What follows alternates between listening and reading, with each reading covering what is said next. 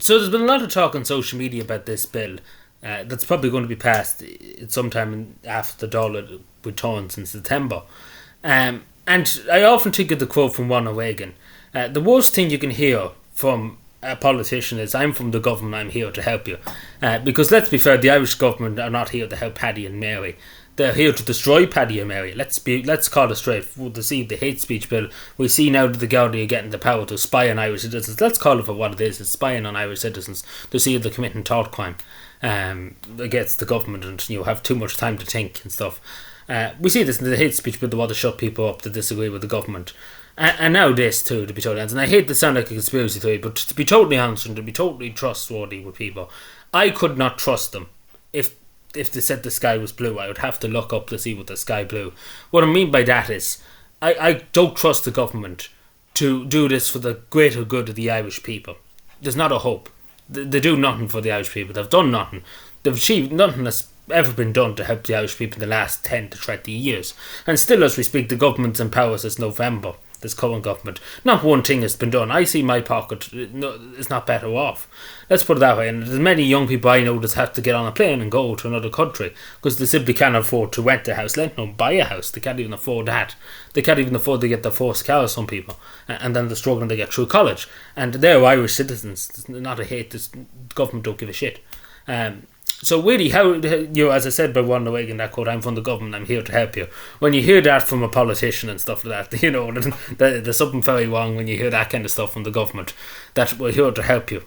So this is pretty much eminent domain, as they would call in the United States. The government can seize your land for the common good, as they say in this country. We're all doing it for the common good.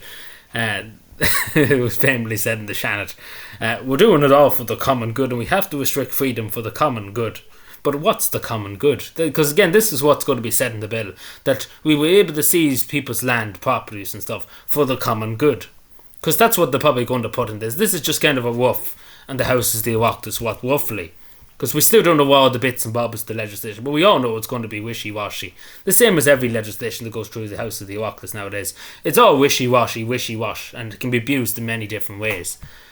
So we see too, the compulsory plan, it was 8 years in the thing. So Fine Gael are proposing this, and again, none of these parties in government, the mainstream pillar, believe in private property rights. They agree with the World Economic Forum's distinction that you own nothing and be happy about it. And obviously we see over the last few years, there's no attempt made to help young Irish people buy the first home. Take for example, we look even the 70s and the 80s in Ireland. There was more young people owned their own home than there is now in 2025. Think about that for a second. That literally more young people own their own home than now, in their 20s and in their 30s. And it's literally only and it was maybe about 30-40% in the 80s. Now it's barely 7%. Just to say that, if I ever heard the word "you own nothing and be happy," it's pretty much happening. So the government are clarifying this is from new homes. So pretty much what they're trying to argue here. And maybe it might work in some cases. Say, for example, houses are left abandoned, the government could come in and seize it for the common good.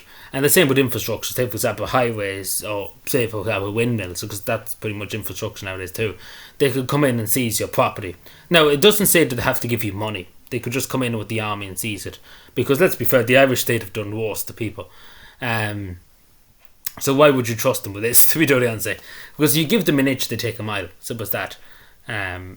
But they can come in and say, for example, you own your own property, and they could say, we want to build a nice road here, or we just want to do it for the shits and giggles because you questioned us online, so we're coming in to take your property. As Leo Varadkar famously said too, if you're speaking far-right rhetoric, whatever far-right is nowadays, because it's used so much far-right extremist, etc., Leo Varadkar said you could lose your house and everything over, you could lose your job and stuff over it, but sucks to suck, but that didn't happen to a lot of people, but they want to do it. Like Leo Varadkar said at that time too, if somebody questions, a government like myself, they can come in and seize your property because it's for the common good, and they shut you up, of course, too. You own nothing and be happy about it. But I don't know. And again, I hate to sound like a conspiracy theorist, but the thing about conspiracy theories, they usually come true nowadays. But 70 pieces of legislation, like that's what I'm saying. Like, what's with all this legislation? 70 pieces of it. Like, all this legislation, every for the last few weeks when the Dáil was in session, there's legislation being passed and it's not doing it. Like, it's literally achieving nothing for nobody. Like, it's doing nothing. Like, that's what I'm saying. Like, they're literally passing legislation on this legislation, that legislation, the other legislation, and nobody's any better. Nobody's any better. Nobody's better off in any way. It doesn't make any sense. But yeah, let me know what you think. Because the majority of the reaction online, the same as myself, a lot of people don't trust the Irish state. And to be totally honest, I wouldn't blame them, because I would trust them if I had a reason to trust them. But they'll never give me a reason to trust them. Like the hate speech bit, they want to shut me up, and they want to shut other Irish people up that's questioning things in our society. And now on Garda Síochána O'Connor are going to be spying on us to see what we're saying. Are we committing thought crime? Having too much time to think. If there ever was a say, I don't trust the state, and as I said with Ronald Reagan, that quote, I'm from the government, I'm here to help you. Because the government have never done any good, and they're trying to say here, we're going to do it for the Irish people and stuff. Like you are on your bollocks, excuse my language, but quite literally. They wouldn't help, the only people that help is themselves and their landlords, and of course, the people in Davos and etc. and all over there. Because again, it's all a part of an agenda, pretty much. You will not be happy, pretty much, as they say. It seems to be very true in modern society.